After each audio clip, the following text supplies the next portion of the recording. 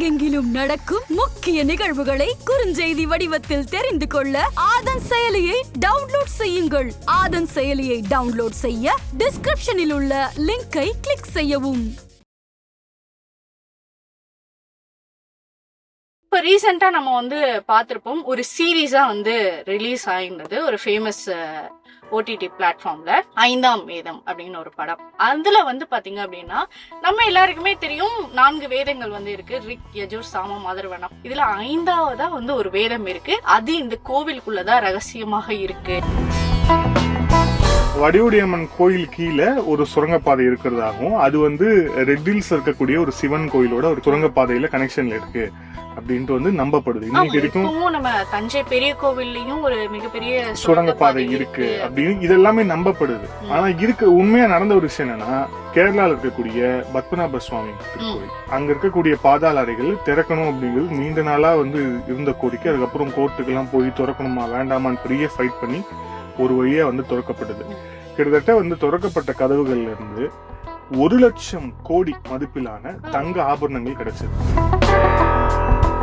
எது advance science? அதாவது இன்னைக்கு தலைவலினா ஒரு மாத்திரை போடு சரியாயிடும்னு சொல்ற அட்வான்ஸ் சயின்ஸ்னா, அப்போ 300 வருஷத்துக்கு முன்னாடி இந்த மூலிகை சாப்பிடு, இந்த மூலிகையை பொடி பண்ணி இதை உப்பா மாத்தி இதை நீ உட்கொண்ட அப்படின்னா உன் தலையில இருக்கக்கூடிய கேன்சர் குணமாகும்னு குறிப்பு எழுதி வச்சுட்டு போயிருக்கக்கூடிய சித்தர்கள் யாரு?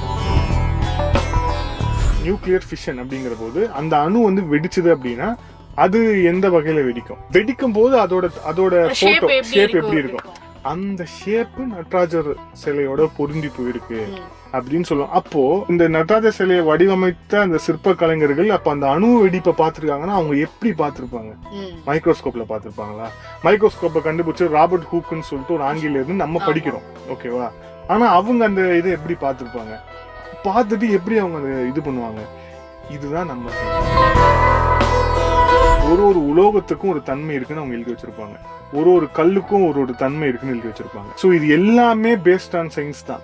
இவங்க அது கடவுள் அப்படிங்கிற ஒரு விஷயத்துக்குள்ள கொண்டு வந்ததால் நம்ம மூட நம்பிக்கை அப்படின்ட்டு சொல்றோமே தவிர, சிற்ப சாஸ்திரம் தனியா இருக்கு. அதை தான் இந்த விஷயத்துல சொல்லியிருப்பாங்க. ஓடும் அரவமும் காக்க ஆடும் யானை. ஆடும் யானைன்னு விநாயகர் சொல்லுவாங்க. நர்த்தன விநாயகர். ஆமா, நர்த்தன உடஞ்ச சிலையை புதைச்சு வச்சிருக்காங்க. அது இப்ப நம்ம யதார்த்தமா தோண்டும் போது அந்த சிலை கிடைக்குது. இது எப்படி சுயம்பு சிலையா ஆகும் அப்படிங்கிற ஒரு கேள்வி. It's logic. என்னன்னா, இப்ப காஞ்சிபுரத்துல பக்கத்துல ஒரு கிராமம் இருக்கு. கிராமத்துல தோண்டும் போது அங்க ஒரு அம்மன் சிலை கிடைக்குது, இல்ல ஒரு காலபைரவர் சிலை கிடைக்குது அப்படின்னா ஓகே, கரெக்ட், வழிபட்டு இருப்பாங்க, கீழே போச்சு வச்சாங்கன்னு. மலேசியால கிடைக்குது, இந்தோனேஷியால கிடைக்குது, ஆஸ்திரேலியால கிடைக்குது. ஆஸ்திரேலியா எங்க இருக்குங்க? இப்போ நம்ம இதிகாசங்கள் படங்கள்லாம் நம்ம பாக்குறோம் அப்படின்னு பாத்தீங்கன்னா, ஒரு கெட்ட விஷயம் தலை தூக்கும் போது அதை அழிக்கிறதுக்கு தான் கடவுள் வராரு. இப்போ நிகழ்காலத்துல எவ்வளவோ அதர்மங்கள் நடந்துட்டு இருக்கு, ஏன் கடவுள் வரமாட்டாரு அப்படிங்கிற ஒரு கேள்வி எல்லாருக்குள்ளயும் இருக்குல்ல.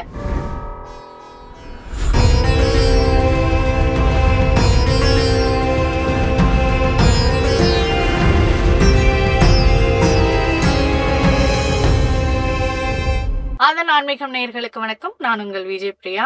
வினோத் கிருஷ்ணமூர்த்தி. நம்ம ஆன்மீகம் ரீதியா நம்ம நிறைய விஷயங்கள் பேசினாலும், எவ்வளவு சொல்யூஷன் கொடுத்தாலும் அதற்கான ஒரு தீர்வு அப்படிங்கறது எப்பயுமே ஒரு இன்கம்ப்ளீட்டா தான் இருக்கு, மர்மமா இருக்குங்கிறீங்க. ஆமா, கண்டிப்பா. அதுல பாத்தீங்க அப்படின்னா, நம்ம ஒரு விஷயம் இப்ப எக்ஸாம்பிள் நம்ம எடுத்துக்கிட்டோம் அப்படின்னாலே, பல்வேறு தரப்பு மக்களுக்கு கடவுள் இருக்கிறாரா இல்லையா, கடவுளை நம்பலாமா நம்ப கூடாதா, எப்படி இருப்பாரு, அவருக்கு உருவம் இருக்கா இல்லையா அப்படிங்கிற மாதிரி நிறைய விஷயங்கள் போயிட்டு இருக்கு. ஆனா நம்மள சுத்தியே பாத்தீங்க அப்படின்னா அதற்கான விடையும் இருக்கு. ஆனா நம்ம எதை எடுத்துக்கிறோம் அப்படிங்கிற சில விஷயங்கள் தான் இருக்கு.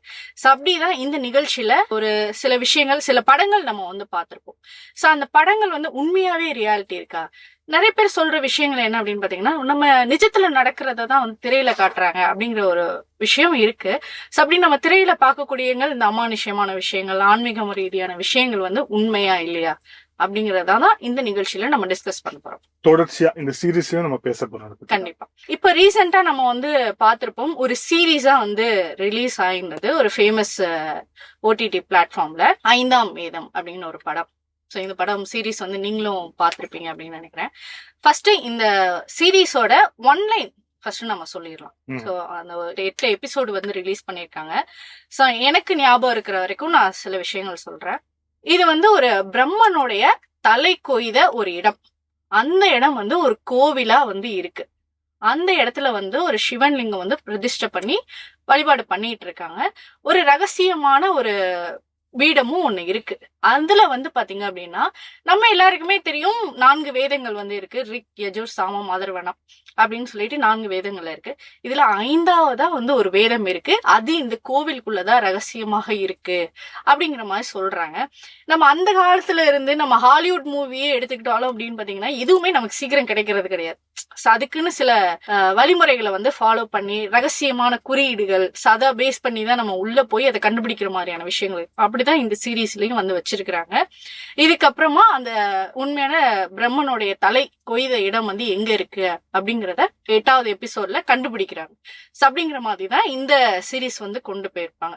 சோ நீங்க அந்த சீரீஸ் பார்த்தப்போ உங்களுக்கு என்ன விஷயங்கள்லாம் தோணுச்சு, எதை நீங்க சொல்லணும்னு நினைக்கிறீங்க?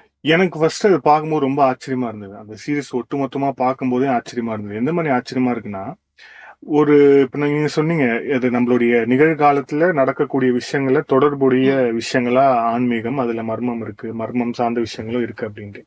இதுல வந்து நிகழ்காலத்திலயும் தொடர்பு இருக்கக்கூடிய, அதே டைம்ல எதிர்காலத்திலயும் தொடர்பு இருக்கக்கூடிய, அதே டைம்ல இறந்த காலத்திலயும் நடந்த விஷயங்களை வந்து ரொம்ப அழகா வந்து கனெக்ட் பண்ணிருக்காங்க இந்த கதையில. அதுதான் ரொம்ப முக்கியமான விஷயம்.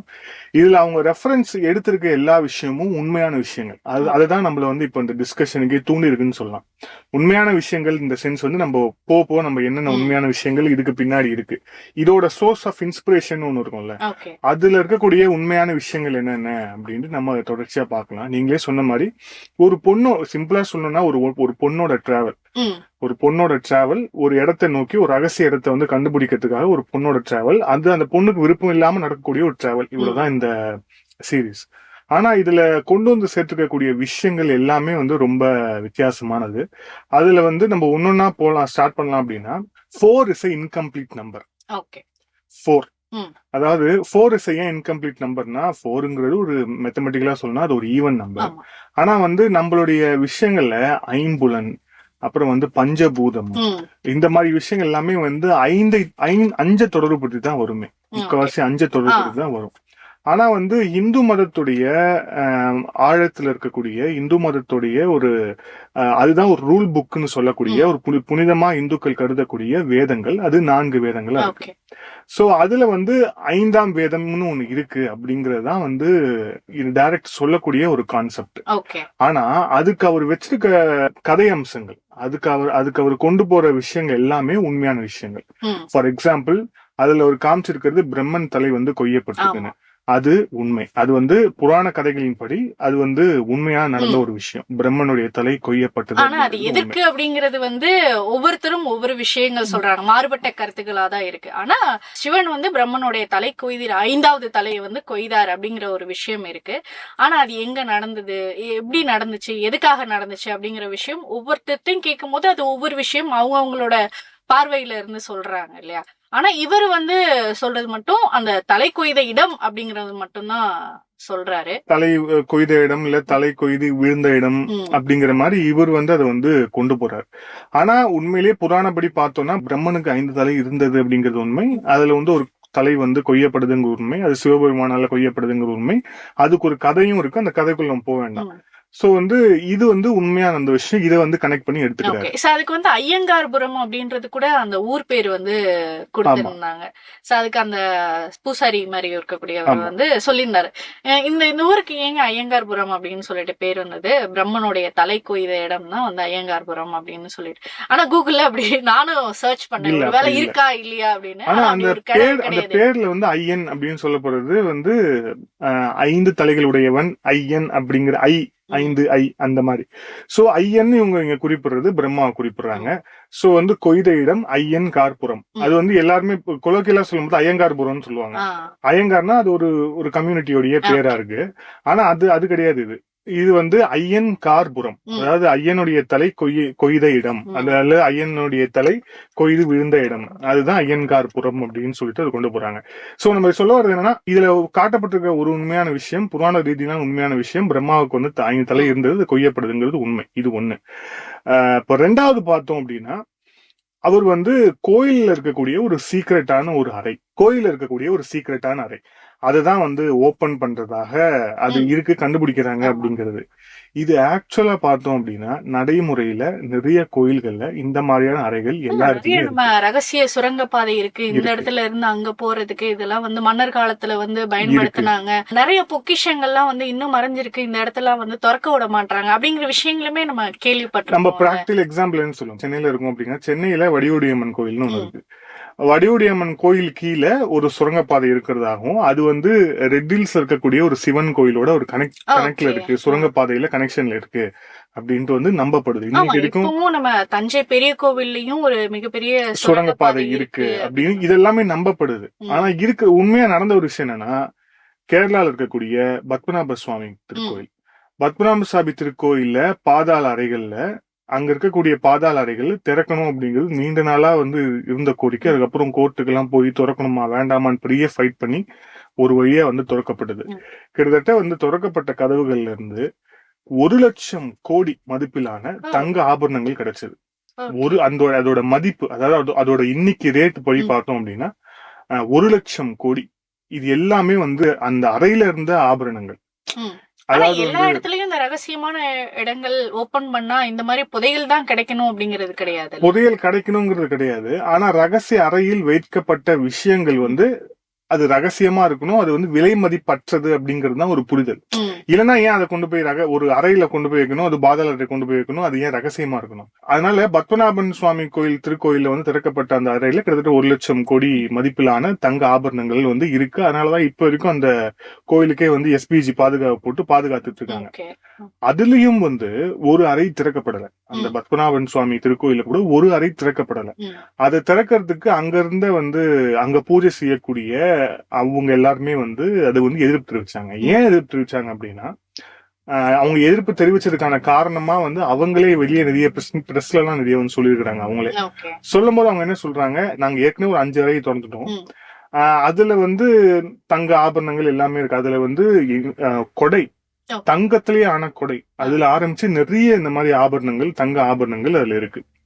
அந்த ஒரு அறை ஏன் திறக்கல அப்படின்னா, அந்த அறையோடைய வாசல்ல, அந்த அறையோடைய முகப்பு கதவுல 2 நாகம் போட்டிருக்கு. 2 நாகம் வந்து இப்படி ஒரு நாகம் இப்படி ஒரு நாகங்கிற மாதிரி போட்டிருக்கிறதாகும். சோ வந்து இது வந்து ஒரு பேட் சைன். இங்க நம்ம ஏற்கனவே பார்த்த அறைகள்ல தங்க ஆபரணங்கள் இருந்த மாதிரி இந்த அறைக்குள்ள வந்து தங்க ஆபரணங்கள் இல்ல, இந்த அறைக்குள்ள வேற ஏதோ ஒரு சக்தி இருக்கு, டேஞ்சர் சிம்பிள். ஆமா, டேஞ்சர் சிம்பிள். இங்க வந்து வேற ஏதோ ஒரு சக்தி இருக்கலாம். சோ அதனால வந்து இது திறந்தா வந்து உலகத்துக்கு வந்து கேடு வரலாம் அப்படிங்கறது அவங்களோட நம்பிக்கை. சோ அப்படிங்கறது அவங்க வந்து சொல்லியிருப்பாங்க அதுல. அதனால அந்த அறை இன்று வரைக்கும் திறக்கப்படல. இப்ப அந்த அறைக்குள்ள என்ன இருக்குன்னு நமக்கு இப்ப இருக்கும் தெரியாது. இது பத்மநாபன் சுவாமி கோயில்ல இருக்கக்கூடிய ஒரு விஷயமா இருக்கு. ஆனா இது மாதிரி தமிழகத்துல பல கோயில்கள்ல, குறிப்பா காஞ்சிபுரம், கும்பகோணம், மீனாட்சி அம்மன் கோயில், திருவண்ணாமலை கோயில்ல, சோ எல்லா இடத்துலயுமே வந்து இந்த பாதாள அறைகள், அதுக்கப்புறம் ரகசிய அறைகள்ங்கிறது இருக்கு. அது வந்து திறக்கப்படாம இருக்கு. அது வந்து ஒருத்தரோட நம்பிக்கையால வந்து திறக்கப்படல அப்படிங்கிற மாதிரி இப்போதைக்கு வந்து சொல்லப்படுது. ஓகே, சோ இந்த படத்துல ஒரு விஷயம் நம்ம எடுத்துக்கிட்டோம் அப்படின்னு பாத்தீங்கன்னா, தென் தமிழ்நாட்டுல பிரம்மனுக்குன்னு ஒரு கோவில், அது சிவன் ஸ்தலம், ஆனா தலைக்கோயில இடம் வந்து அங்கதான் இருக்கு அப்படிங்கிற மாதிரி சொல்றாங்க. நம்ம அந்த புராணங்கள் இதிகாசங்கள்ல நம்ம எடுத்துக்கிட்டோம் அப்படின்னு பாத்தீங்கன்னா, சிவன் வந்து சபிச்சிருப்பார், உனக்கு வந்து கோவிலே வந்து இருக்கக்கூடாது, யாரும் அதிகமா வந்து உன்னை பெருசா வந்து வழிபட மாட்டாங்க அப்படிங்கிற மாதிரிதான் ஒரு சாபம் வந்து கொடுத்திருப்பாரு. அப்படின்னு நம்ம எடுத்துக்கிட்டோம் அப்படின்னால சிவனுடைய கோவில்கள் வந்து எக்கச்சக்கமா இருந்தாலும் பிரம்மனுடைய கோவில்கள் அப்படிங்கறது வந்து பாத்தீங்கன்னா நம்ம விரல் விட்டு எண்ணிடலாம் அப்படிங்கிற மாதிரிதான் இருக்கு. ராஜஸ்தான்ல வந்து ஒரு கோவில் இருக்கு, அப்படிங்கிற ஒரு கோவில். சோ இத டிஸ்கஷன் பண்ணலாம் அப்படின்னு நினைக்கும் போது வந்து பாத்தீங்க அப்படின்னா, திருச்சியிலையும் பிரம்மனுக்கு வந்து ஒரு கோவில் இருக்கு. சோ அங்க வந்து பாத்தீங்கன்னா ஜாதகத்தை வந்து வச்சு நம்ம வழிபாடு செஞ்சோம் அப்படின்னா நம்மளுடைய தலையெழுத்தையே வந்து மாத்துறதுக்கு வந்து சக்தி இருக்கு அப்படின்னு அந்த ஸ்தலத்துக்கு வந்து என்ன புராணம் வந்து கொடுத்திருந்தாங்க அப்படின்னா, இந்த மாதிரி வந்து பிரம்மன் கிட்ட தலையை வந்து கொய்துட்டாரு இல்லையா. சோ கொய்ந்ததுக்கு அப்புறமா சிவனை வந்து லிங்கமா பிரதிஷ்டை பண்ணி வழிபாடு செஞ்சு தன்னுடைய சாபத்தை வந்து நீக்கிக்கிட்டாரு. சோ பிரம்மனுக்கே வந்து அவருடைய தலையெழுத்து வந்து மாற்றப்பட்டது அப்படிங்கறதுனால நம்மளுடைய ஜாதகத்தையும் அவங்க கொண்டு போய் வச்சு வழிபாடு பண்ணோம் அப்படின்னா நம்மளுடைய தலையெழுத்தையும் வந்து பிரம்மன் மாத்திடுவாரு அப்படிங்கிறது அந்த கோவிலுடைய வரலாறா வந்து வச்சிருக்கிறாங்க. சோ இப்போ நம்ம இந்த கதைக்கு வந்தோம் அப்படின்னா, பிரம்மனுக்கு உண்மையாவே தமிழ்நாட்டுல வேற ஏதாவது கோவில்கள் இருக்கா? சோ அத பத்தி ஏதாவது நீங்க கேள்விப்பட்டீங்க? பிரம்மாக்கு நீங்க சொன்ன மாதிரி அந்த ஒரு கதை, அந்த கதையில வந்து பிரம்மாவையும் தாழம்பூவையும் சிவபெருமான் சபிச்சிருவாரு. சபிச்சதால வந்து பிரம்மாக்கு கோயில் கிடையாது, தாழம்பூ வந்து எந்த ஒரு பூஜைக்கும் பயன்படுத்த மாட்டாங்க அப்படிங்கிற ஒரு புராண கதை இருக்கு. அந்த கதையின் அடிப்படையில தான் பிரம்மாக்கு எங்கேயுமே கோயில் இல்லைன்னா, நீங்களே கரெக்டா குறிப்பிட்ட மாதிரி ராஜஸ்தான் மாநிலம் புஷ்கர் அப்படிங்கிற பகுதியில பிரம்மாக்கு வந்து கோயில் வந்து இருக்கு, கோயில் கட்டமைப்பு இருக்கு. பிரம்மாவை சுத்தி தான் இந்த கதை ஒட்டுமொத்தமா நகருது. பிரம்மா வந்து இப்போ இந்து மதத்துல அந்த இந்த கலாச்சார நம்பிக்கையில வந்து பிரம்மா வந்து ஒரு படைப்பின் கடவுள். அவரு காத்தல், அழித்தல், படைத்தல் அப்படின்னு சொல்லிட்டு அதுக்கு வந்து அதுல வந்து அழித்தல் கடவுளா சிவபெருமான் இருக்காரு, காத்தல் கடவுளா விஷ்ணு இருக்கிறாரு, படைத்தல் அப்படிங்கிற அந்த உச்சம் அது வந்து பிரம்மா கிட்ட தான் வந்து இருக்கு. சோ பிரம்மா தான் வந்து படைக்கிறதுக்கான கடவுள். சோ அது அந்த டைரக்டர் அவர் எப்படி கன்வே பண்ணி அந்த கதையில கொண்டு போறாருன்னா, இப்போ ஒரு அடுத்த ஒரு படைப்புக்கான நேரம் வந்து விட்டது. ஓகே, அதுக்கு ஒரு சிம்பிள் கூட வந்து வரைஞ்சிருப்பாங்க. பிரம்மன் வந்து சிலை வைத்து பக்கத்துல வந்து 4 வேதங்களும் மடியில வந்து ஒரு குழந்தை இருக்கிற மாதிரி. அதுதான் வந்து 5ஆம் வேதம் அப்படிங்கிற மாதிரி. அதுதான் அதுல ஒரு முக்கியமான விஷயம். அதான் அவர் என்ன சொல்லுவாருன்னா, இந்த கால சுழற்சியில லைஃப் சைக்கிள்ல அடுத்த ஒரு விஷயத்துக்கான நேரம் வந்துருச்சு. சோ நேரம் வந்துருச்சு அப்படிங்கிற போது அந்த படைத்தல்லையே வந்து மாறுபடும். இப்போ எல்லா டைம்லயும் இப்ப நம்ம மேனுஃபேக்சர் பண்ற பொருட்கள்லயே காலத்துக்கு ஏத்த மாதிரியான அந்த பொருட்களை தான் வந்து எல்லாமே மேனுஃபேக்சர் பண்றோம். இப்போ ஒரே ஒரு example, for example TV manufacturers இருக்காங்கன்னு வைங்க. 1970 அவங்க வேற மாதிரி வந்து மேனுஃபேக்சர் பண்ணிருப்பாங்க. ஒரு பெரிய ஒரு டிவி, ஒரு பெரிய அந்த கூடு மாதிரி டிவி. ஆனா இப்ப காலத்துக்கு ஏத்த மாதிரி அதே டிவி மேனுஃபேக்சர்ஸ் வந்து எவ்வளவு தின்னா எல்இடி ஸ்கிரீன் போட்டு அது ப்ரொஜெக்டர் லெவலுக்கு போய், சோ படைப்பு அப்படிங்கிறது காலத்துக்கு காலம் மாறிக்கிட்டே இருக்கு. சோ இப்போ ஒரு காலம் மாறிடுச்சு இல்லையா? அப்ப காலம் மாறிடுச்சு அப்படின்னா படைப்புலயும் ஒரு மாற்றம் வர வேண்டிய ஒரு அவசியம் வந்து இப்ப ஏற்பட்டிருக்கு. சோ அந்த படைப்பு வந்து இப்ப நிகழும். அதற்கான ஒரு விஷயமா வந்து இந்த 5ஆம் வேதம்ங்கிறது இருக்கும் அப்படிங்கறதுதான் டைரக்டர் வந்து சொல்ல வர்றாரு. இது படம் பார்க்க நிறைய பேருக்கு வந்து புரியாது. என்ன இவரு அதை கொண்டு வர்றாரு, இதை கொண்டு வர, எப்படி கொண்டு வர்றாரு. ஆனா டைரக்டர் வந்து ரொம்ப அழகா அடுத்து நம்ம எங்க போக போறோம், அதுக்கு வந்து படைத்தல் கடவுளான பிரம்மாவும் தயாராகிறாரு. சோ இங்க படைத்தலும் மாறப்போகுது, வர விஷயங்களும் மாறப்போகுது அப்படிங்கிற விஷயத்த அழகா கொண்டு போவார். அதுதான். சோ அதனாலதான் பிரம்மா வந்து இங்க மெயினான ஒரு விஷயமா வந்து டைரக்டர் கொண்டு வந்திருக்காருன்னு நான் நினைக்கிறேன். ஓகே, சோ நம்ம இது வரைக்கும் வந்து பாத்தீங்க அப்படின்னா 4 வேதங்கள் வந்து நம்ம இருக்குன்னு தெரியும். சோ இந்த 4 வேதங்கள்ல இப்ப 5ஆவதா ஒரு வேதம் வந்து உருவாகுது அப்படிங்கறதுக்கான விஷயம் நம்ம எங்கேயாவது கேள்விப்பட்டிருக்கோமா, இல்ல ஏதாவது படிச்சிருக்கோமா அப்படின்னு கேட்டா என்ன பொறுத்த வரைக்கும் இல்ல. நான் அப்படி எதுவும் கேள்விப்படல.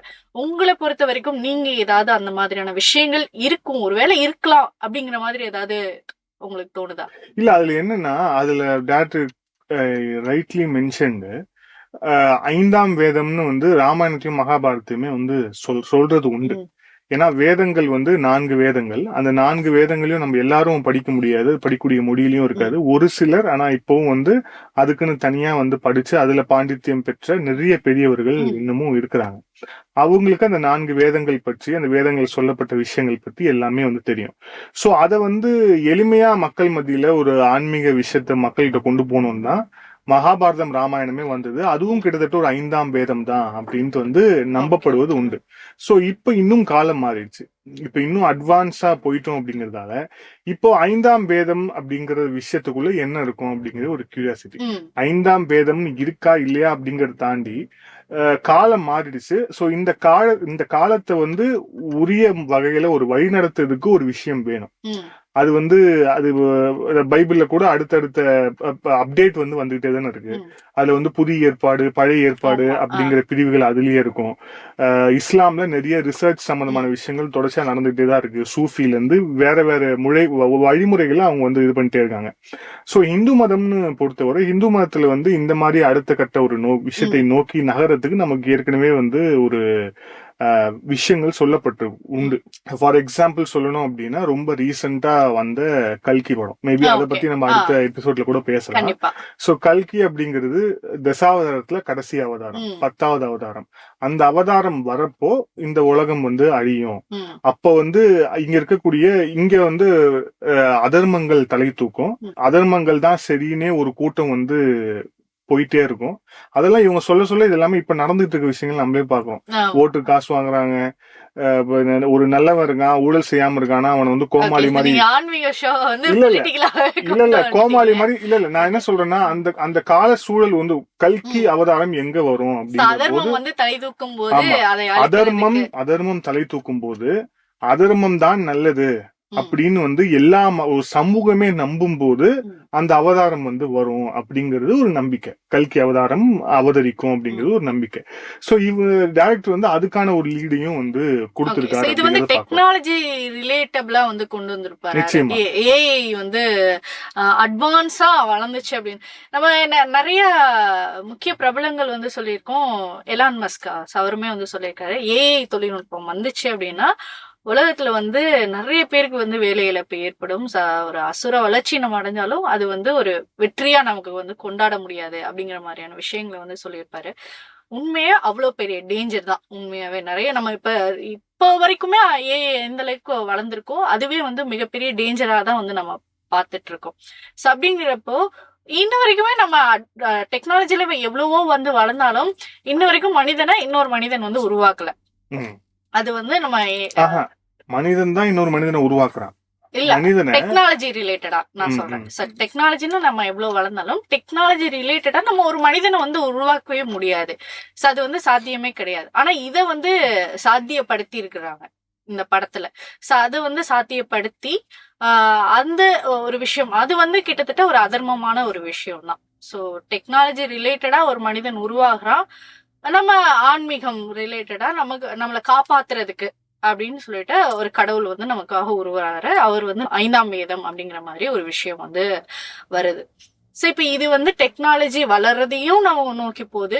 நம்ம இதற்கு முன்னாடி நம்ம படிச்ச இதிகாசங்கள் புராணங்கள்ல இருந்தும் சில விஷயங்கள் வந்து நமக்கு கிடைக்குது.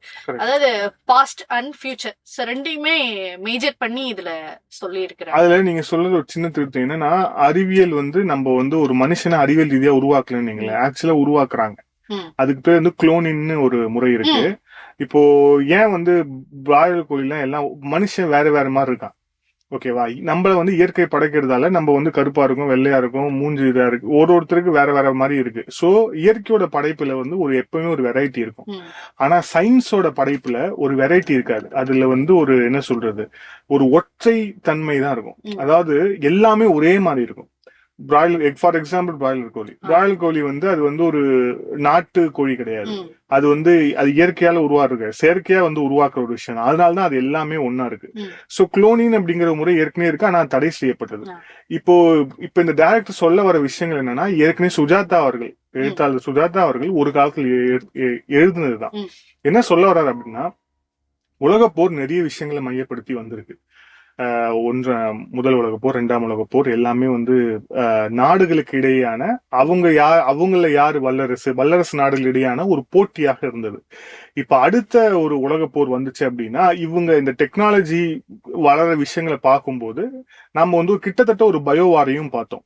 கொரோனா அப்படிங்கிற பேர்ல அது வந்து கிட்டத்தட்ட ஒரு பயோவார் தான். ஒரு நாடு ஒரு வைரஸ் அங்கிருந்து கிளம்புது, அது உலகம் ஃபுல்லா வந்து பரவுது, அது பாதிப்பு கிட்டத்தட்ட அது ஒரு 3ஆம் உலக போர்னே சொல்லலாம். அது ஒரு பயோவார். இப்ப அடுத்த வார் அப்படிங்கிறது மனிதனுக்கும் ஒரு மிஷினுக்கும் இடையிலாக இருக்கும் அப்படிங்கிறது தான் ஒரு ஒன்லைனா அவங்க சொல்லுவாங்க. இது சுஜாதா அவர்கள் அவர் ஏற்கனவே ஒரு நாவல் எழுதியிருக்காரு. நாவல் பேர் கரெக்டா வரல, நாவல்ல வந்து எழுதியிருக்கிறாரு. சங்கர் அவர்கள் அதை தெரிவிதான் எந்திரங்கிற ஒரு படமே எடுத்தாரு. அதுலயும் வந்து அந்த மனுஷனுக்கும் ரோபோவுக்கும் தான் சண்டை வரும். சோ இதுல இந்த டைரக்டர் சொல்ல வர்றது என்னன்னா, ஒரு ஏஐக்கும் மனுஷனுக்கும் ஒரு போர் வரும். ஓகேவா, ஒரு சண்டை வரும். மனுஷனால ஏஐ கூட போட்டி போட முடியாது. ஓகேவா, போட்டி போட முடியாது. அப்போ மனுஷன் நிறைய விஷயங்களை கையால நினைப்பான். ஏஐ வந்து ஒரு மனுஷனா உருவெடுத்துருச்சு. அந்த கிளைமேக்ஸ்ல ஏஐ வந்து ஒரு மனுஷனா உருவெடுத்ததா தான் டைரக்டர் முடிச்சே இருப்பாரு.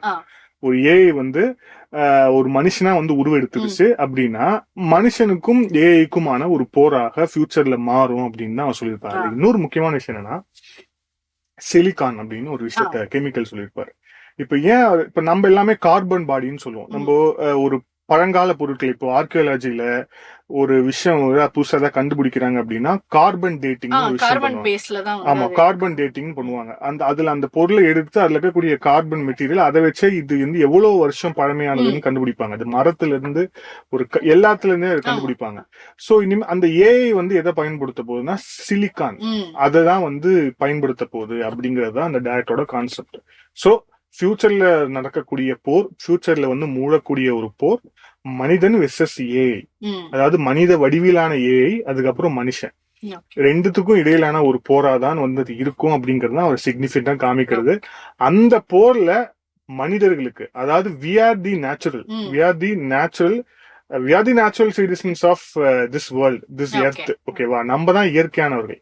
சோ நமக்கு உதவி செய்யும் விதமாக, நமக்கு தேவையான விஷயங்களை சொல்லக்கூடிய விஷயமாக, குறிப்பாக அதை வீழ்த்தக்கூடிய விஷயமா, நமக்கு உதவி பெற விஷயமா இருக்கிறது தான் இந்த 5ஆம் வேதம்ல இருக்கும் அப்படின்னு ஒரு நம்பிக்கை. வேற எதுவும் இந்த படத்துல இன்னொரு விஷயம் நம்ம பாத்துக்கணும் அப்படின்னு பாத்தீங்கன்னா, ஒவ்வொரு சமூகத்தினர் வந்து அவங்கவுங்களுக்கான வேலைகளை வந்து பிரிச்சு கொடுத்திருப்பாங்க.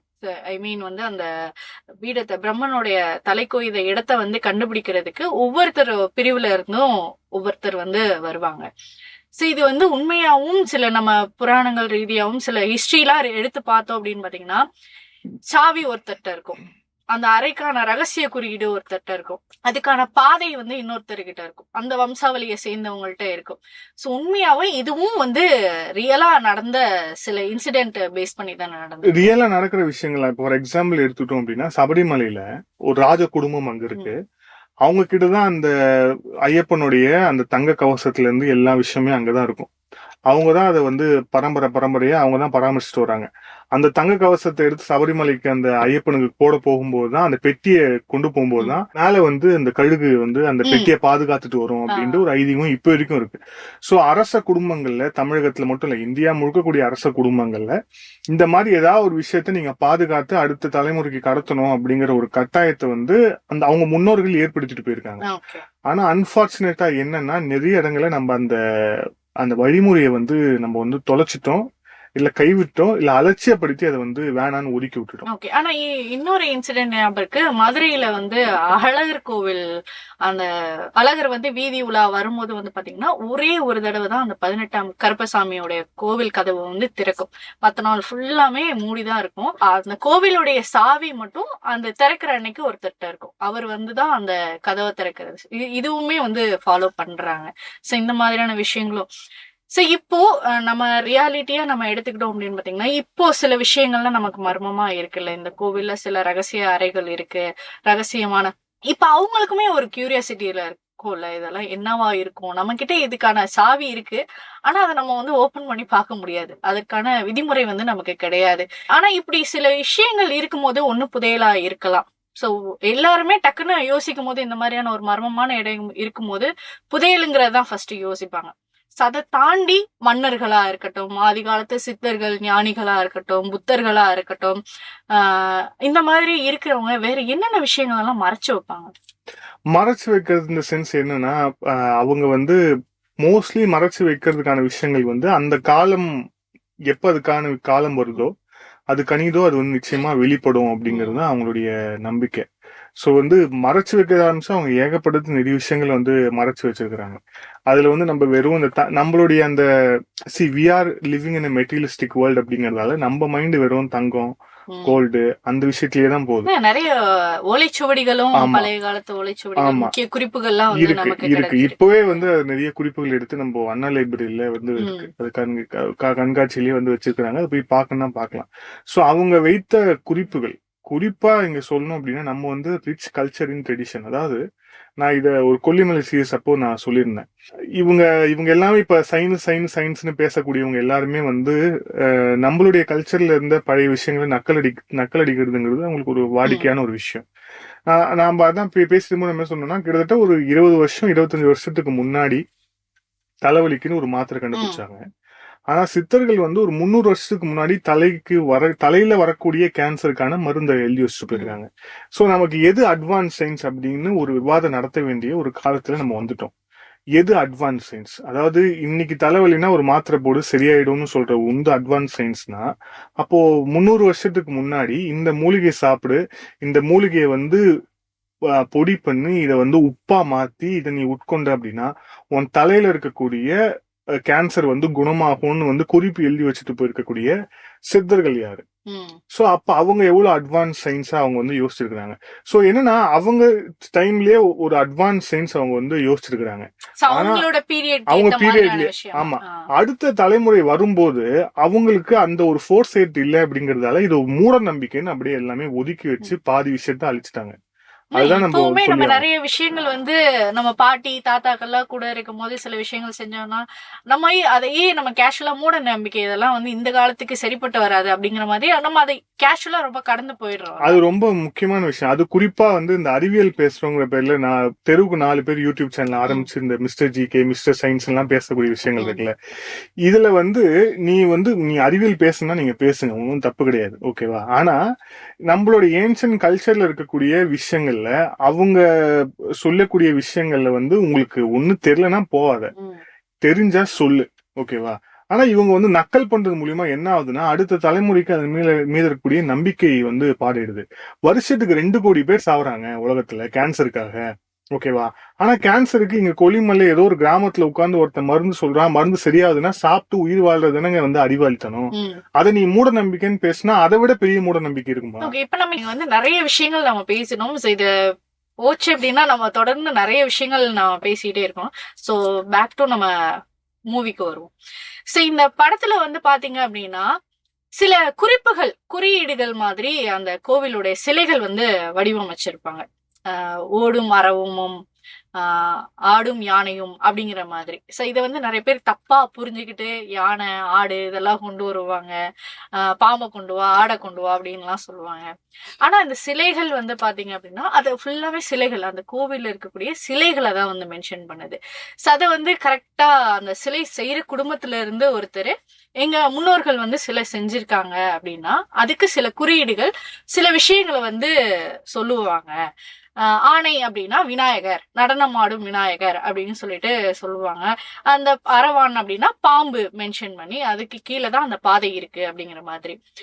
இந்த சிலை செய்யறவங்களும் அடுத்தடுத்து அவங்களோட வம்சாவளிக்கு வந்து குறியீடுகளை சொல்லி கொடுத்துட்டா. ஆனா இப்போ காலகாலமா இப்போ நீங்க ஒரு தொழில் செய்யறீங்க அப்படின்னா உங்களுடைய குடும்பத்துல இருக்கிற அதே வாரிசு அதே தொழில் செய்யறாங்க அப்படிங்கிறது கிடையாது, இப்போ சாத்தியம் கிடையாது. நான் ஒரு தொழில் செய்யறேன், நான் கஷ்டப்படுறேன் அப்படின்னா என் பையன் வேற ஒரு நல்ல தொழில் செய்யணும், நல்லா வளரணும் அப்படிங்கிற மாதிரி டெக்னாலஜில டெவலப் ஆகுறாங்களே தவிர அதை வழியா வம்சாவளியா கொண்டு வர மாட்டாங்க. அவரே சொல்லியிருப்பாரு, என் குடும்பம் இதை செஞ்சிட்டு இருந்துச்சு, நான் வேற ஒரு தொழில் செய்யறேன் அப்படின்னு சொல்லியிருப்பாரு. அப்ப இது அடுத்தடுத்த விஷயம் தலைமுறைக்கு வரும்போது அது வந்து அழிஞ்சு போகுது இல்லையா? இல்ல, அதுல ரொம்ப முக்கியமான சயின்ஸ் அது. அந்த சயின்ஸ்ல வந்து அது நம்ம கிட்ட இருந்த சயின்ஸ். அது பேர் வந்து சிற்ப சாஸ்திரம்னு சொல்லுவாங்க. சிற்ப சாஸ்திரம் அப்படிங்கிறது சிலை வந்து எப்படி செய்யணும் அப்படிங்கிறது, சிலைக்கு எந்த கல்லை தேர்ந்தெடுக்கணும், சிலை வந்து எந்த நேரத்துல வந்து அந்த கண்ணை ஓபன் பண்ணணும், இப்படின்னு சொல்லிட்டு சிற்ப சாஸ்திரம்னே நம்ம கிட்ட அது ஒரு பெரிய சயின்ஸாவே நம்ம கிட்ட இருக்கு. இதுல வந்து ஆடும் யானை பார்க்க ஓடும் அரவம் பாதுகாக்க அதன் பின் ஒரு வழியாம் அப்படின்னு இதுல வந்து சொல்லியிருப்பாங்க. அதுக்கு பின்னாடிதான் அது இருக்குன்னு. இதுக்கு ஒரு சிற்ப சாஸ்திரங்கிறது நமக்கு வந்து அதுக்கான நிபுணர்கள் நிறைய பேர் இருக்கிறாங்க. நம்ம வேணா அவங்கள கூட பேசலாம். ஒரு சைனுக்கும் இப்போ விநாயகர்லயே நமக்கு எவ்வளவு விநாயகர் இருக்கு. வலம்புரி விநாயகர்னு ஒண்ணு, அப்புறம் வந்து தலைசாய் விநாயகர்னு இந்த சிற்பத்திலே வந்து அது செய்யக்கூடிய விஷயங்கள் எல்லாமே இருக்கு. ஃபார் எக்ஸாம்பிள், திருப்பதியில இருக்கக்கூடிய சிற்பம் பத்தி, மூலவர் பத்தி நிறைய விஷயங்கள் சொல்வது உண்டு. சிலையில வந்து வேர்க்கும்னு ஒரு நம்பிக்கை இருக்கு, ஓகேவா? அந்த சிலைக்கு வேர்க்கும், மனுஷங்களுக்கு வேர்த்தா இட்ஸ் a very நார்மல். நம்ம திருச்செந்தூர்லயும் முருகருக்கு வேர்க்கும், திருச்செந்தூர்லயும் சொல்லுவாங்க. சோ சிலைக்கு வேர்க்கும் அப்படிங்கிற ஒரு நம்பிக்கை இருக்கு, ஓகேவா? அந்த சிலைக்கு வேர்க்கும் அப்படின்னு நம்பிக்கை இருக்கு. அதே மாதிரி அந்த பெருமாளுடைய இந்த இடத்துல அவருக்கு வந்து கற்பூரம் வைப்பாங்க, ஓகேவா? சோ இந்த மாதிரி நிறைய பழக்கங்கள் இந்த சிற்பத்திலேயே வந்து நிறைய வகைகள் இருக்கு. அதுல ஒரு வகை நம்மளுடைய பழனியில இருக்கக்கூடிய பழனி ஆண்டவர் கோயில். அது வந்து நவபாஷாணத்துல செஞ்சோம்.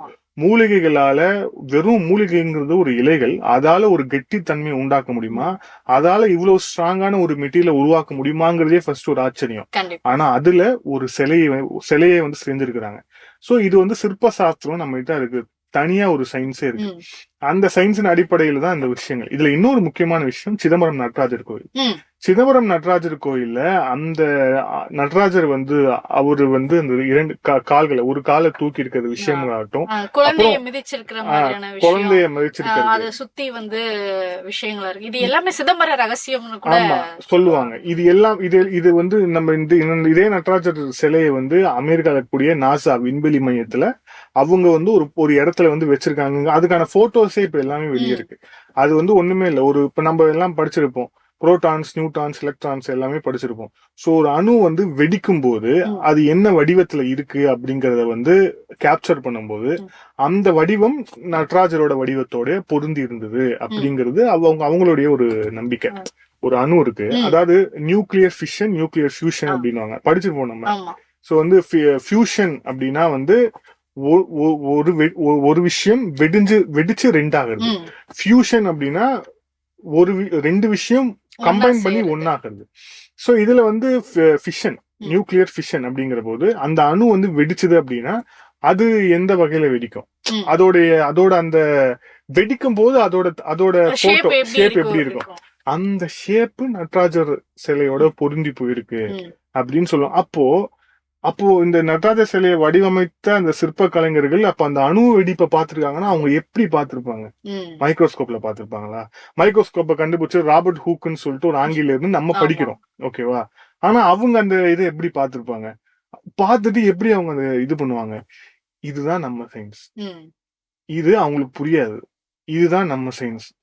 இதுல இருக்கக்கூடிய விஷயங்களை வந்து ப்ராப்பரா வந்து இப்ப சிற்பக்கலை சார்ந்த ஒரு நிபுணரை கூப்பிட்டு அவர் எக்ஸ்பிளைன் பண்ண சொன்னா அவர் எக்ஸ்பிளைன் பண்ணுவாரு. ஏன் இந்த கால் இப்படி இருக்கு, இது எந்த திசையை காமிக்குது, இது எந்த விஷயத்த காமிக்குது. ஒரு உலோகத்துக்கும் ஒரு தன்மை இருக்குன்னு அவங்க எழுதி வச்சிருப்பாங்க. ஒரு கல்லுக்கும் ஒரு தன்மை இருக்குன்னு எழுதி வச்சிருப்பாங்க. சோ இது எல்லாமே பேஸ்ட் ஆன் சயின்ஸ் தான். இவங்க வந்து அது வந்து கடவுள் அப்படிங்கிற ஒரு விஷயத்துக்குள்ள கொண்டு வந்ததால் நம்ம வந்து மூட நம்பிக்கை அப்படின்ட்டு வந்து சொல்றோமே தவிர சிற்ப சாஸ்திரம் தனியா இருக்கு. அததான் இந்த விஷயத்துல வந்து சொல்லியிருப்பாங்க. ஓடும் அரவமும் காக்க அப்படிங்கிறது. அப்புறம் ஆடும் யானைன்னு விநாயகர் சொல்லுவாங்க. நர்த்தன விநாயகர். ஆமா, நர்த்தன விநாயகர், ஆடும் அப்படின்னு சொல்லிட்டு. சோ இந்த மாதிரி விஷயங்கள்லாம் வந்து ஜாஸ்தியா இருக்கு. இல்ல இன்னொரு விஷயம் என்னன்னா, இப்ப சிற்பக்கலையில செய்யற விஷயம் ஒண்ணு, நீங்க வந்து சிலைய பார்த்து செய்யறதுங்கிறது ஒண்ணு. சுயம்பா வந்து நம்ம ஊர்ல எவ்வளவு இருக்கு. சுயம்பு லிங்கம் நிறைய பேரே இருக்கு, நமக்கு கூப்பிடுற பேரு சுயம்பு லிங்கம்னே வந்து பேர் இருக்கு. ஆனா இப்போ நாங்க இது ரிலேட்டடா நாங்க சில ஆர்கியாலஜிஸ்ட் வந்து ஆன்மீகம் ரீதியாவே நாங்க இன்டர்வியூ எடுத்தப்போ என்ன சொன்னாங்க அப்படின்னா, அவங்க ஒரு விஷயத்த வந்து சொல்லியிருக்கிறாங்க. அதாவது அந்த காலத்துல சிலை வடிவமைக்கிறவங்க வந்து சிலை வந்து டேமேஜ் ஆயிருந்துச்சு, அதாவது உடஞ்சிச்சு, நாங்க செய்யும் போது அது சரியா வரல, ஒரு பாகம் உடஞ்சி போச்சு அப்படின்னா அதை வந்து குழி தோண்டி புதைச்சு வச்சிருவோம், அதாவது அந்த சிலைய வந்து பத்திரமா புதைச்சு வச்சிருவாங்க அப்படின்னு சொல்றாங்க. அந்த மாதிரியான சிலைகள் தான் இப்ப நமக்கு வந்து தோண்டும் போது கிடைக்குது. அதுதான் வந்து சுயம்பா சிலையா வந்து இவங்க சொல்றாங்க அப்படிங்கிற அவரு ஒரு ஆர்கியாலஜிஸ்ட் வந்து சொல்லி இருந்தாரு. இது வந்து பகுத்தறிவு உட்பட்டு சொல்றாருன்னு வைங்களேன். இது நம்ம அப்படியே வச்சுப்போம். சரி, அப்படியா, சரி வந்து தோண்டும் போது அதாவது உடஞ்சு சிலையை வந்து புதைச்சு வச்சிடுறாங்க. அது இப்ப நம்ம யதார்த்தமா தோண்டும் போது அந்த சிலை கிடைக்குது. இது சுயம்பு சிலையா ஆகும் அப்படிங்கிற ஒரு கேள்வி. It's logic. என்னன்னா, இப்ப காஞ்சிபுரத்துல பக்கத்துல ஒரு கிராமம் இருக்கு. கிராமத்துல தோண்டும் போது அங்க வந்து ஒரு அம்மன் சிலை கிடைக்குது, இல்ல ஒரு காலபைரவர் சிலை கிடைக்குது அப்படின்னா ஓகே, கரெக்ட், வழிபட்டு இருப்பாங்க, கீழே போச்சு வச்சாங்கன்னு. மலேசியால கிடைக்குது, இந்தோனேஷியால கிடைக்குது, ஆஸ்திரேலியால கிடைக்குது. எங்க ஆஸ்திரேலியா எங்க இருக்குங்க? இப்ப இதெல்லாம் வந்து நம்ம கடல் கடந்து நம்ம பயணம் பண்ணவங்க தானே நம்ம மன்னர்கள். இல்ல, கடல் கடந்து பயணம் பண்ணாலும் நம்மளுடைய ட்ரேசஸ் அங்க இருக்கா நமக்கு தெரியணும்ல. நம்ம ட்ரேசஸ் அங்க இருந்திருக்கா அப்படின்னா தெரியணும்ல. எப்படி அங்க அந்த சிலைகள் எல்லாமே கிடைக்குதுங்கிற நானும் இதை ஒரு கேள்வியா தான் வைக்கிறேன். அவர் எப்படி ஒரு கேள்வியா வைக்கிறாரோ, இது எப்படி கிடைக்குது அப்படின்னு அவரு எப்படி ஒரு கேள்வியா வைக்கிறாரோ, நானும் இதே கேள்வியா தான் வைக்கிறேன். சரி, அது விடுங்க. ஒரு சில இடங்களை இப்பயும் அந்த வடிவுடையம்மன் கோயில் தான் ஃபார் எக்ஸாம்பிள் சொல்றேன். அங்க வந்து நிறைய சுயம்பு லிங்கம் இருக்கு, ஓகேவா? அந்த லிங்கம் வளர்ந்துகிட்டே இருக்குன்னு ஒரு நம்பிக்கை இருக்கு. ஃபார் எக்ஸாம்பிள் தஞ்சை பெரிய கோயில் இருக்கக்கூடிய நந்தி தான் எனக்கு தெரிஞ்சு இருக்கிறதுலே பெரிய நந்தி. அது இருக்கிறதுலே பெரிய நந்தி. அது வந்து ஆரம்பத்துல இருந்த சைஸை விட அது டபுள் ட்ரிபிள் த சைஸா அது வந்து வளர்ந்துச்சு அப்படின்னு சொல்றாங்க. இவங்க உடனே சொல்லுவாங்க சாலிட் எக்ஸ்பான்ஷன் அப்படின்னு கூட இவங்க. அப்படின்னா நம்ம யூடியூப்ல நிறைய விஷயங்கள் பாக்குறோமே, வந்து வாராகியம்மன் சிலை வந்து பால் குடிச்சது, நந்தி பால் சாப்பிட்டுச்சு, இல்ல பால் மரத்துல இருந்து பால் வருது, இல்ல பால் குடிச்சது, இந்த விஷயங்கள்லாம் வந்து நம்ம விட்டுருவோம். ஓகேவா? அது வந்து அது விவாதத்துக்குள்ள பண்ண வேண்டிய விஷயம். நான் என்ன சொல்றேன், இந்த சிலைகள் வந்து தானா கிடைக்குதுன்னு சொல்றோம்ல, லிங்கங்கள் நிறைய இடத்துல தானா கிடைக்குது. ஒண்ணுமே இல்ல, ஞாயிறுல புஷ்பரதேஸ்வரர்னு ஒரு சிவன் கோயில் இருக்கு. அந்த சிவன் கோயில்ல மூலவரா இருக்க ஒரு சிவபெருமான், அதுல வந்து ஒரு லிங்கம் கிடைக்கும். அந்த லிங்கம் எங்க கிடைச்சது அப்படின்னா, அங்க இருக்கக்கூடிய தாமரை குளத்துல அவங்க ஒரு ராஜா காலத்துல வந்து அந்த ராஜா வரும்போது தாமரைக்குள்ள இருந்து அந்த லிங்கம் கிடைச்சதா ஒரு ஐதீகம். அதுதான் வச்சு லிங்கம் கிடைச்சதுக்கு நான் ஒரு விஷயம் சொல்றேன். நாம ஆன்மீகம் ரீதியா நம்ம வந்து பாத்துக்கிட்டோம் அப்படின்னா, சித்தர்களாகட்டும் மன்னர்களாகட்டும் அவங்க இறந்தாங்க அப்படின்னு பாத்தீங்கன்னா, நம்ம இப்போ வந்து சமாதி வந்து கட்டுறோம்ல, அவங்க வந்து பள்ளிப்படை அப்படிங்கறது வந்து ஒண்ணு வைப்பாங்க. யாரு இறந்தாங்களோ இல்ல அவங்களுடைய ஏதோ ஒரு விஷயம் நமக்கு கிடைச்சிச்சு அப்படின்னா அதை வந்து புதைச்சு அதற்கு மேல வந்து சிவலிங்கம் வந்து பிரதிஷ்டை பண்ணி அது வந்து பள்ளிப்படை சிவன் கோவில் அந்த மன்னர்களோட பேரை வச்சு வழிபாடு பண்றது ஐதீகம். அப்படி அந்த மாதிரி சிவலிங்கங்களும் நமக்கு கிடைத்திருக்கலாம். அது எப்படி நம்ம சுயம்பலிங்கம்? நான் தான் சொன்னேன் இப்போ நான் அந்த ஞாயிறுல குறிப்பிட்ட அந்த சிவனுங்கிறது நீங்க சொல்ற மாதிரி மண்ணில இருந்து வந்தது கிடையாது, தாமரையில இருந்து வந்துதான் சொல்ற ஐதீகம் இருக்கு. ஓகேவா? இது நீங்க எப்படி அப்படி எல்லா கோயிலுக்குமே ஸ்தல புராணம்னு ஒண்ணு இருக்கு. ஓகேவா? ஸ்தல புராணம் படி அந்த கோயில் வந்து எப்படி வந்தது அப்படிங்கிற விஷயங்கள் இருக்கு.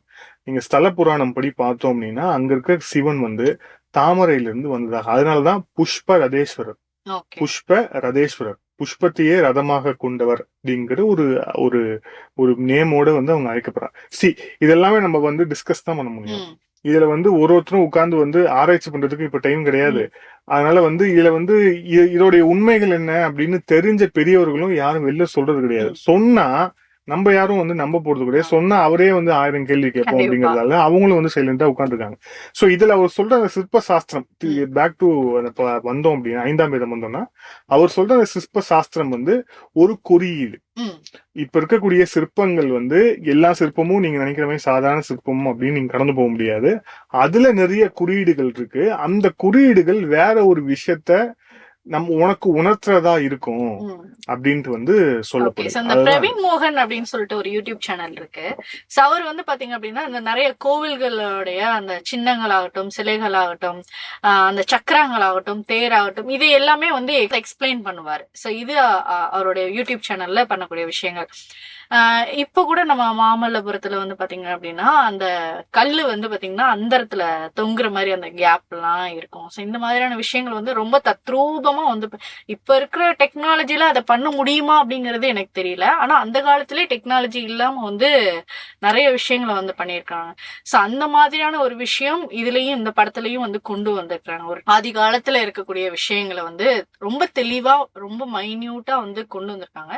இதை நம்ம நிறைய கோவில்களையும் நம்ம பார்த்திருக்கிறோம். இல்ல, எனக்கு இதுல ஒரு பார்வை இருக்கு. என்ன பார்வை அப்படின்னா, நமக்கு முன்னாடி ஒரு 200-300 வருஷத்துக்கு வாழ்ந்த ஒரு சமூகம் இருக்குல்ல, அந்த சமூகம் வந்து ஒரு வெல் அட்வான்ஸ் சமூகமா தான் இருந்திருக்கு. ஓகேவா?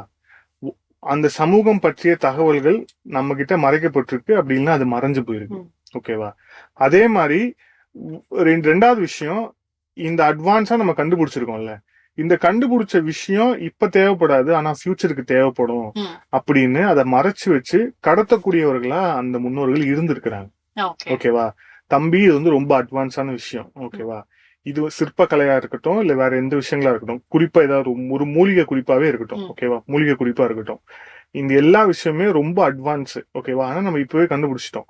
ஆனா இப்ப இதோட தேவை இல்லை, ஆனா இதோட தேவை நிச்சயமா வரும். ஓகேவா?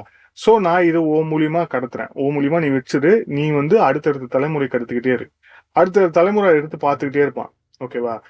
அந்த காலகட்டத்துக்கு தேவையான தலைமுறை கிட்ட அந்த விஷயம் சிக்கிச்சுன்னா அவன் எடுத்து அதை பயன்படுத்துவான், அது சமூகத்துக்கு பயன்படும்.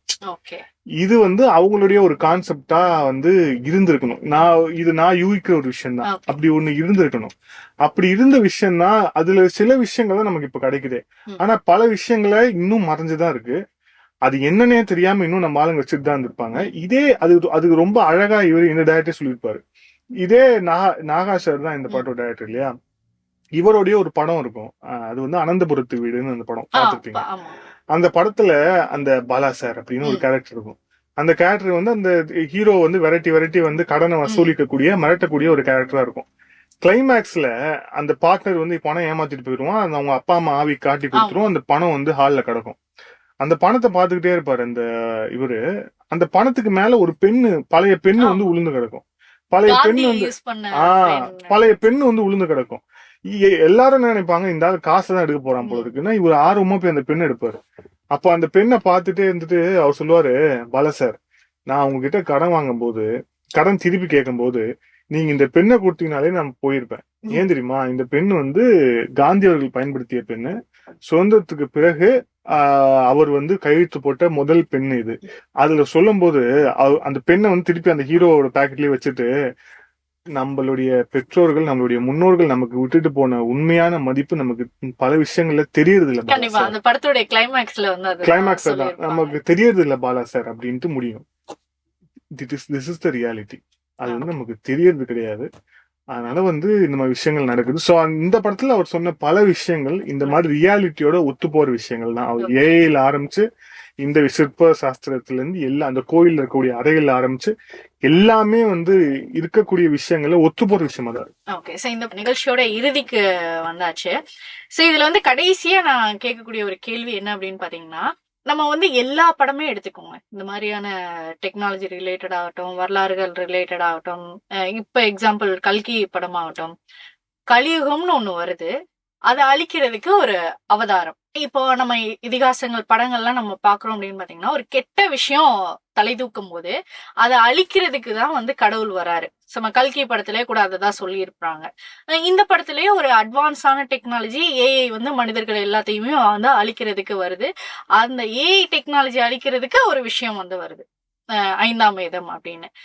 சப்போ இது வந்து இப்ப நிகழ்காலத்துல எவ்வளவோ அதர்மங்கள் நடந்துட்டு இருக்கு, ஏன் கடவுள் வரமாட்டாரு அப்படிங்கிற ஒரு கேள்வி எல்லாருக்குள்ளயும் இருக்குல்ல.